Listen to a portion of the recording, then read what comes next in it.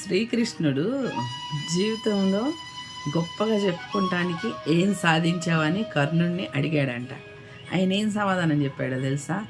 జీవితంలో నేనేం సాధించలేకపోయినా నన్ను నమ్ముకున్న వాళ్ళని నేను ఎన్నడూ మోసం చేయలే అని చెప్పాడు.